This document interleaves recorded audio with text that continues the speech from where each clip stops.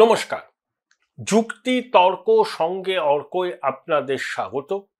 আপনাদের সঙ্গে আমি অর্কপ্রভ সরকার।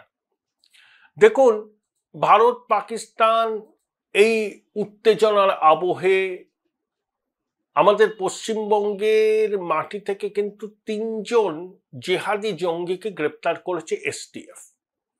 দুজনকে বীরভূম থেকে, একজনকে দক্ষিণ ২৪ পরগনা থেকে। একজনকে বীরভূম থেকে এবং একজনকে পূর্ব বর্ধমান থেকে, আর একজনকে দক্ষিণ ২৪ পরগনা থেকে। তারা জামাতুল মুজাহিদিন বাংলাদেশের স্লিপার সেলের সদস্য ছিল।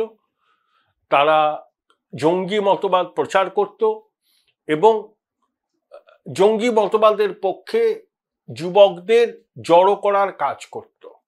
নির্দিষ্ট সূত্রে খবর পেয়ে এই ৩জনকে হেফাজতে নিয়েছে এসটিএফ। দেখুন, বাংলাদেশে জঙ্গি সংগঠন আনসার আল্লাহ বাংলা, যেটা লস্করে তৈবার ইন্ডিয়ান সাবকন্টিনেন্টের একটা শাখা, তাদের স্লিপার সেলের জঙ্গিরা আসাম থেকে, কেরল থেকে, পশ্চিমবঙ্গ থেকে ধরা পড়েছে। আবার জেএমবির স্লিপার সেলের জঙ্গিরা ধরা পড়ল। খাগড়াগড়ের বিস্ফোরণ আমরা ভুলিনি। এবং ভারত বাংলাদেশের যে ৪,২০০ কিলোমিটার সীমান্ত আছে, তার মধ্যে পশ্চিমবঙ্গের সঙ্গে ২,০০০ কিলোমিটারের বেশি জল সীমান্ত, স্থল সীমান্ত।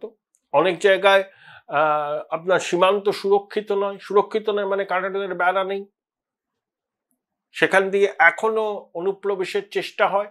অনেক কমেছে, কিন্তু হয়। পুরো ফেন্সিং না হলে এই অনুপ্রবেশ রোকা সম্ভব নয়। তাহলে এই যখন পরিস্থিতি, তখন কিন্তু আমাদের দ্বিগুণ সতর্ক থাকতে হবে। কারণ বাংলাদেশে যেটা হচ্ছে সেটা হচ্ছে এখন জঙ্গিবাদের আস্ফালন, মুক্তিযুদ্ধ বিরোধী শক্তির আস্ফালন। র্যাডিক্যাল ইসলাম বাংলাদেশের রাজপথ দাপিয়ে বেড়াচ্ছে। হিজবুত তাহরীরের মতো নিষিদ্ধ সংগঠন কিছুদিন আগে ঢাকার রাজপথে বায়তুল মোকাররমের সামনে থেকে মহামিছিল করেছে। প্রশাসন সব জানত, লোক দেখানো উদ্যোগ নিয়ে শেষ পর্যন্ত বিষয়টাকে বেশি দূর গড়াতে দেয়নি। মুক্তিযুদ্ধের পক্ষের শক্তিকে দমন পীড়নের রাস্তায় গেছে ইউনূসের সরকার। আওয়ামী লীগকে নিষিদ্ধ করা হবে। ইতিমধ্যে তাদের কার্যক্রম, তাদের সমাজ মাধ্যমের অ্যাক্টিভিটি সবই বন্ধ করার চেষ্টা হচ্ছে। অর্থাৎ মুক্তিযুদ্ধের চেতনা যাদের থাকবে, মুক্তিযুদ্ধের পক্ষের শক্তি যারা হবে, ইউনূসের অন্তর্বর্তী সরকার তাদের বিরুদ্ধে কঠোর ব্যবস্থা নেবে। ইউনূসের অন্তর্বর্তী সরকারের প্রতিষ্ঠাই বাংলাদেশে এই জন্য, এবং এই সরকারের পিছনে মুক্তিযুদ্ধ বিরোধী শক্তি জামাতে ইসলামী, উগ্র ইসলামিক মৌলবাদী দল হেফাজতে ইসলাম, এরা সব রয়েছে। এবি পার্টি, আমার বাংলাদেশ ইত্যাদি। তাহলে এই যখন পরিস্থিতি, মনে আছে আপনাদের, ইউনূসের সরকার ক্ষমতায় আসার পরেই জঙ্গিদের ধর্মপিতা, আইন উপদেষ্টা আসিফ নজরুল আন্তর্জাতিক সন্ত্রাসী আনসার আল্লাহ বাংলার প্রধান জসিমউদ্দিন রহমানিকে জেল থেকে ছেড়ে দিয়েছিল। তিনি জেল থেকে বেরিয়েই উত্তর পূর্বে হামলা চালাবার হুমকি দিতে থাকেন। এমনকি বাংলাদেশের অবসরপ্রাপ্ত মেজর জেনারেল, সে বলছে ভারত পাকিস্তানের এই কনফ্লিক্টের আবহে উত্তর পূর্ব দখল করে নেওয়া উচিত বাংলাদেশে। ইউনূসের প্রধান সহকারী, ওর বাসায় অভ্যুত্থানের মাস্টার মাইন্ড মাহফুজ যে মানচিত্র তৈরি করেছিল, তাতে মুর্শিদাবাদ থেকে শুরু করে আসাম এবং নর্থ ইস্ট নতুন বাংলাদেশের মানচিত্রে। তাহলে বাংলাদেশের অন্তর্বর্তী সরকার মদত দিচ্ছে ভারত বিরোধী জঙ্গি নাশকতায় যারা যুক্ত তাদেরকে। নইলে জসিমউদ্দিন রহমানের জেল মুক্তি হয় না। মাহফুজ এই ধরনের বক্তব্য রাখার পরে বহাল তবিয়তে ইউনূসের সরকারে আছে, এবং ভারত বিরোধী স্বর ক্রমে তীব্র হচ্ছে। অবসরপ্রাপ্ত সেনাকর্তারা উত্তর পূর্ব দখলের হুমকি দিচ্ছে, ইউনূস সরকার কোনো পদক্ষেপ নিচ্ছে না। ইউনূস সরকার কি পদক্ষেপ নিচ্ছে? আওয়ামী লীগকে নিষিদ্ধ করো, মুক্তিযুদ্ধের পক্ষের শক্তিকে নিষিদ্ধ করো। বঙ্গবন্ধুর ছবি আছে বলে 15,000 কোটি টাকার নোট বাংলাদেশের ভল্টে রয়ে গেছে, বাংলাদেশ ব্যাংকে। বাংলাদেশে এখন নোটের আকাল, ছেঁড়াফাড়া নোট। আরে নোট তো একটা সময় পরে বদলাতে হয়, পুরনো নোট নিয়ে নিতে হয়, নতুন নোট ছাড়তে হয়। কিন্তু বঙ্গবন্ধুর ছবি নোটে আছে বলে সেই নোট ছাড়ছে না ইউনূসের সরকার। অর্থাৎ তাদের দৃষ্টিভঙ্গি খুব পরিষ্কার যে মুক্তিযুদ্ধ, বঙ্গবন্ধু সবকিছু মুছে দিতে হবে। এবং বাংলাদেশ নাকি সৃষ্টি হয়েছে 2024 সালের 5ই আগস্ট। এবং জামাত চায় বাংলাদেশের নতুন নামকরণ করা হোক Islamic Republic of east Pakistan. দুষ্ট চতুষ্টয় আছে। একজন ব্রাহ্মণ পীর পিনাকি ভট্টাচার্য প্যারিস থেকে বসে সে মুক্তিযুদ্ধ বিরোধী শক্তিকে উৎসাহিত করে। সম্প্রতি সে বলেছে গাজোবাই হিন্দ হবে নাকি এখানে। আর একজন আছেন এককালের আগুন খেকো বিপ্লবী, এখন ধর্মীয় গুরু, যে ধর্মনিরপেক্ষকে গলায় জড়ানো বিষধর সাপ বলে মনে করেন, ফরহাদ মাজাহার। 3 ইউনূস। 4 এই আসিফ নজরুল বলুন, এই সমস্ত লোকজন, মাহফুজ, এরা। এই যে দুষ্ট চতুষ্টয়, এই দুষ্ট চতুষ্টয় বাংলাদেশের ভাবনাটাকেই নষ্ট করে ওরা পাকিস্তানের কলোনি করতে চায়।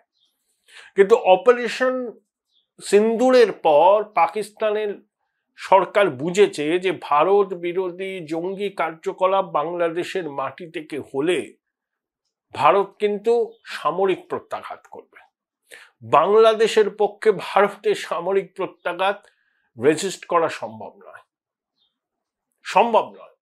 এই যে ইশাক দার, পাকিস্তানের উপপ্রধানমন্ত্রী এবং বিদেশ মন্ত্রী, সে তার কাউন্টার পার্ট তৌহিদ হোসেনকে ফোন করেছিলেন এই যে ভারত পাকিস্তান সংঘাতের আবহে পাকিস্তানের ন্যারেটিভ বোঝাবার জন্য, এবং বলেছিলেন যে বাংলাদেশের আর্মি পাকিস্তানের আর্মির পাশে দাঁড়াক এবং বাংলাদেশের মাটিকে ব্যবহার করে ভারতের উত্তর পূর্বে অভিযান চালানো, অর্থাৎ আর একটা ফ্রন্ট খোলা।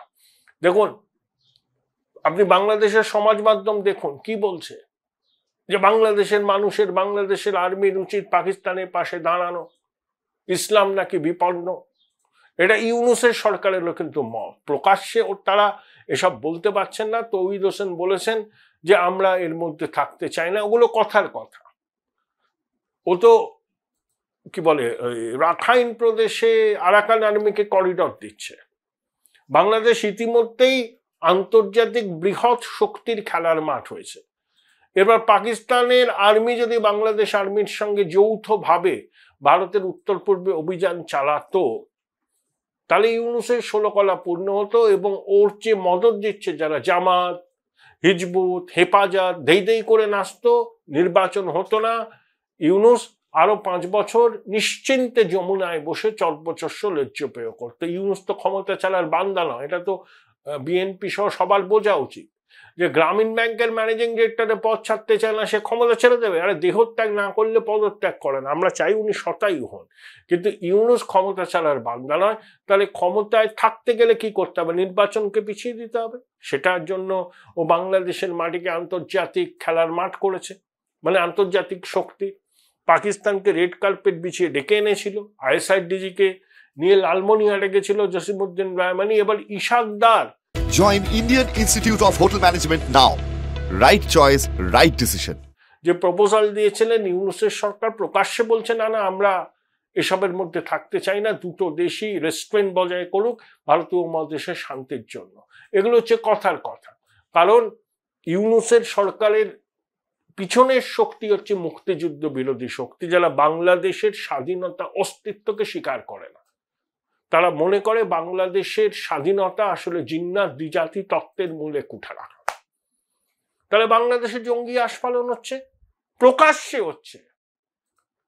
ISIS-এর পতাকা দেখা যাচ্ছে, নিষিদ্ধ হিজবুত থোড়াই কেয়ার করে রাজপথে সমাবেশ করছে। এই আবহে ঠিক পড়শি পশ্চিমবঙ্গে যদি জেএমবির স্লিপার সেলের জঙ্গিরা ধরা পড়ে, সেটা খুবই উদ্বেগের বিষয়। আমাদের STF ভালো কাজ করেছে। কেন্দ্রীয় স্বরাষ্ট্রমন্ত্রী রাজ্যের মুখ্যমন্ত্রীর সাথে কথা বলেছেন, মুখ্যমন্ত্রীও বলেছেন যে সবাইকে সতর্ক থাকতে হবে। দেশ আগে। সম্ভবত স্বরাষ্ট্র সচিব ভারতবর্ষে তিনিও আসবেন, সীমান্তরক্ষী বাহিনী সহ অন্যান্য কেন্দ্রীয় বাহিনীর কর্তাদের সঙ্গে কথা বলবেন। আমাদের খুব সতর্ক থাকতে হবে, কারণ এখান থেকে জঙ্গি, জিহাদি এবং তাদের স্লিপার সেলের সদস্যরা ধরা পড়ছে। বাংলাদেশের অস্থিরতার সুযোগে জঙ্গিরা ভারতের মাটিকে ব্যবহার করে সন্ত্রাসবাদী কাজকর্ম করতে পারে। আগেও তারা করেছিল খাগড়া করে, এখন সম্ভাবনাটা বেশি, কারণ তখন বাংলাদেশের সরকার জঙ্গিদের বিরুদ্ধে কঠোর ব্যবস্থা নিয়েছিল। বিশেষ করে হোলি আর্টিজান কাফের ঘটনার পর শেখ হাসিনার সরকার জঙ্গি পরিকাঠামো ভেঙে গুড়িয়ে দিয়েছিলেন। কিন্তু এখন তো পরিস্থিতি উল্টো। এখন যে সরকারটা আছে তারা র্যাডিক্যাল ইসলামকে মদত দেয়। ইউনূসের ব্যাকার কারা? প্রত্যেকে র্যাডিক্যাল ইসলামের সমর্থক, যারা ভারতকে শত্রু রাষ্ট্র বলে মনে করে। তারা মনে করে এরা ভারতীয় ষড়যন্ত্রে পাকিস্তান ভাগ হয়ে বাংলাদেশ সৃষ্টি হয়েছে। তারা তো ভারতের উপর প্রতিহিংসা চরিতার্থ করার চেষ্টা করবেই এবং ভারতে সন্ত্রাসবাদী হামলার চেষ্টা করবে। জসিমউদ্দিন রহমানের মতো লোক প্রকাশ্যেই হুমকি দেয়। তখন আমাদের চতুর্গুণ সতর্কতা নিতে হবে। এই যে ভারত পাকিস্তান সংঘাতের আবহে পশ্চিমবঙ্গের মাটি থেকে জঙ্গি জিহাদিদের গ্রেপ্তার, তাদের স্লিপার সেলের সদস্যদের গ্রেপ্তার, এটা কিন্তু অশনি সংকেত। আমাদের এটাকে লঘু করে দেখলে চলবে না, এটাই বলার। বাংলাদেশের ঘটনার অভিঘাত পশ্চিমবঙ্গে পড়ার সম্ভাবনা প্রবল। সবাইকে সতর্ক থাকতে হবে, দলমত নির্বিশেষে।